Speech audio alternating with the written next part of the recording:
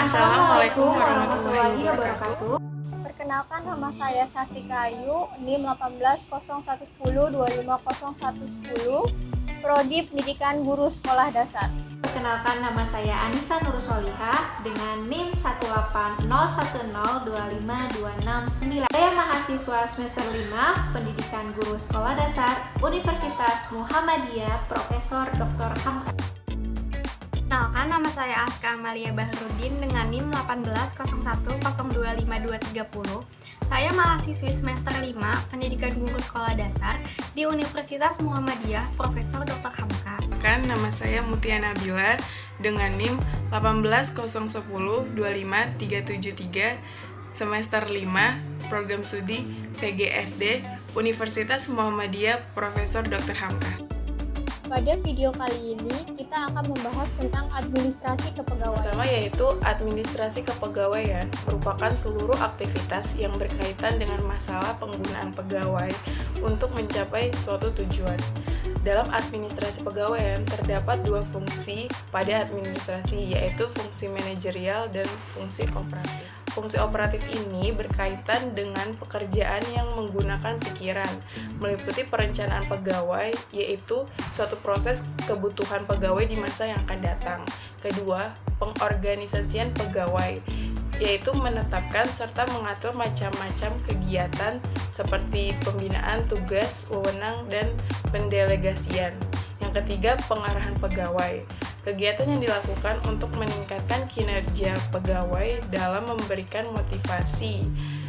Yang terakhir adalah pengendalian pegawai, proses pengukuran dan penilaian kinerja pegawai selama bekerja.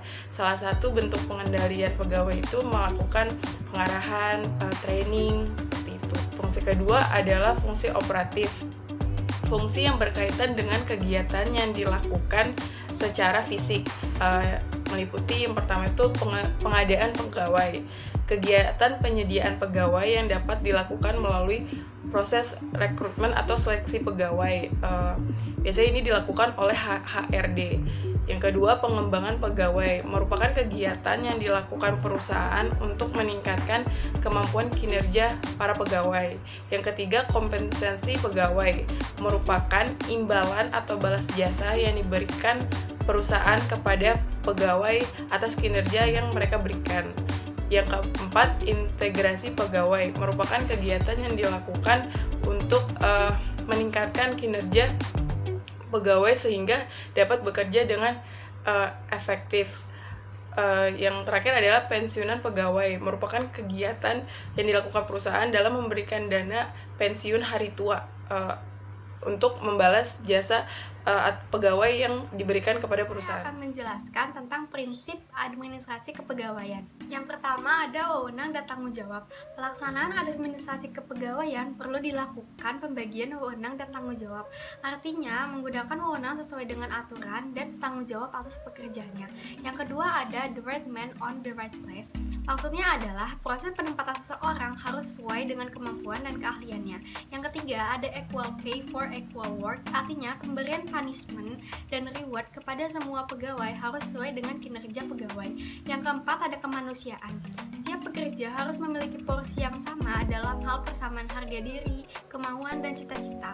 Artinya adanya tunjangan, hari cuti, dan mengutamakan nilai-nilai hubungan manusia. Dan yang kelima ada demokrasi. Pelaksanaan administrasi kepegawaian harus dilakukan dengan sistem demokrasi.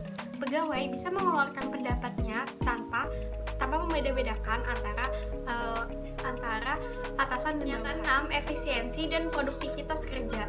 Usaha dalam pemanfaatan sumber daya manusia dengan baik dan ramah lingkungan. Yang ketujuh ada kesatuan tujuan.